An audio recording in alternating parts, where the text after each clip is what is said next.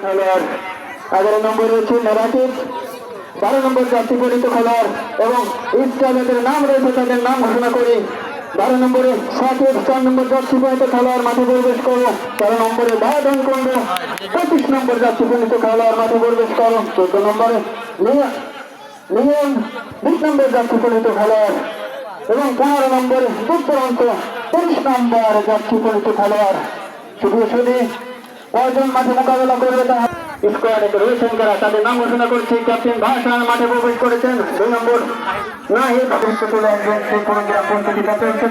6 নম্বর রয়েছে রেজওয়ান, 8 নম্বর জার্সি পরিহিত খেলোয়াড় রানা, তার জার্সি নম্বর 12 তিনি মাঠে প্রবেশ করলেন। 11 নম্বর যেহেতু ইতিমধ্যে হজম করা হয়েছে দীর্ঘদিন, আমরা আশাবাদী তারা এই ভুলটাকে পরিশোধ করে খেলার জায়গা থেকে শট করেছেন। লক্ষ্য করছে শট, বল মাঠের বাইরে, আউট।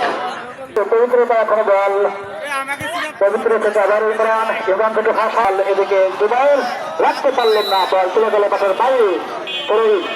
শুধু দর্শক এই যখন খেলার পরিষদ তার দৃষ্টিময় ধারাভাষ্য শোনার জন্য দর্শক তাদের আগ্রহে বসে আছে।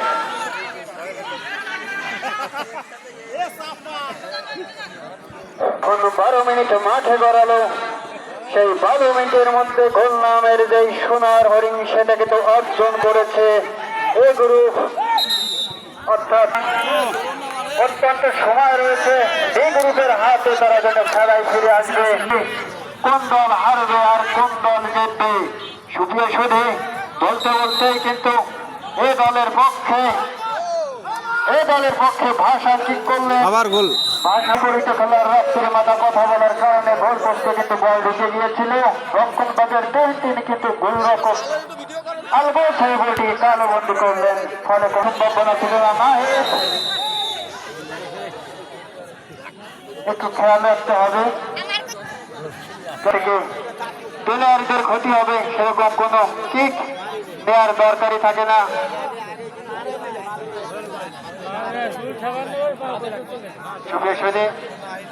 ভলেন্টিয়ারের দায়িত্ব যারা আছেন তারা 6-6 ভলেন্টিয়ার দায়িত্ব পালন করছে। অতএব সুন্দর আবহাওয়ায় সুন্দর পরিবেশে খেলা যাতে আপনারা উপভোগ করতে পারছেন সেদিকে কিন্তু ভলেন্টিয়ারের খেয়াল রাখতে হবে। এই গ্রুপের দলে বল ঢুকানোর জন্য ঠিক করেছিলেন হাজার হাজার লক্ষ লক্ষ দর্শক।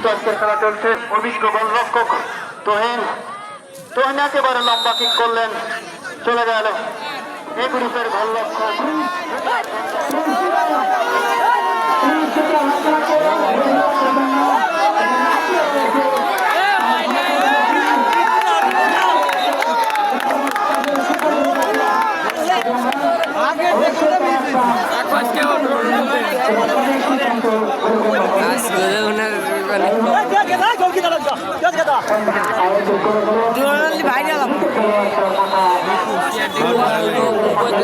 ভিডিও করা যায়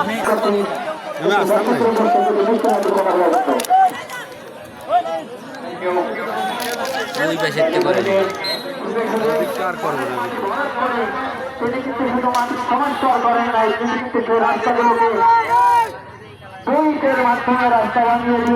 এই বলটা নিয়ে তো ওই পাশে ওই পাশে বলটা নিয়ে বাস্তবায়ন করেছে। আমরা তার বাস্তবায়ন থেকে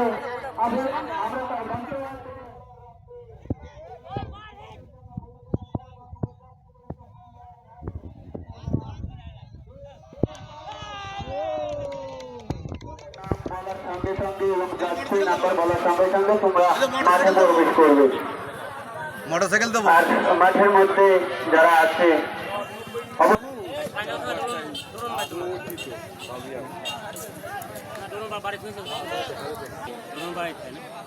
কাজ হবে না বাবু তোমার সেই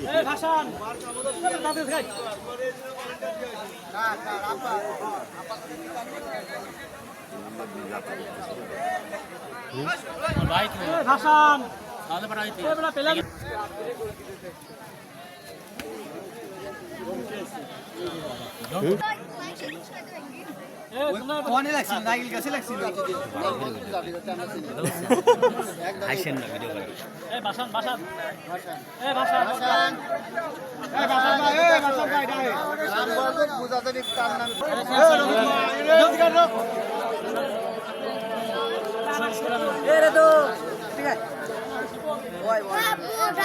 জীবন ভাই তোর দেয়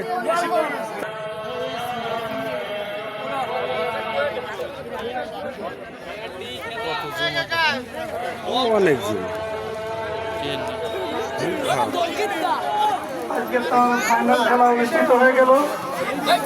ইনশাআল্লাহ আপনাদের কাছে আমি সর্বক্ষণই আপনাদের পাশে থেকে জনকল্যাণ সমাজ সেবক কাজ করতে পারি, সেই ধরনের প্রত্যাশা আপনাদের কাছে। আপনারা যদি আমার পাশে থাকেন ইনশাআল্লাহ আগামী দিনেও আপনাদের সঙ্গে থেকে আমি পায়ে হেঁটে হেঁটে ইনশাআল্লাহ উপরে যাওয়ার চেষ্টা করব এবং এই এলাকা ৮ নং গাজনা ইউনিয়ন পাশির যত যুবক ছেলেরা আছে ইনশাআল্লাহ তাদেরকে এই খেলা দিয়ে উৎসাহিত দিয়ে মাদক মুক্ত জিন্দেগি যেন আমি করার চেষ্টা করতে পারি, এই প্রত্যাশা আপনাদের কাছে আমি চাই।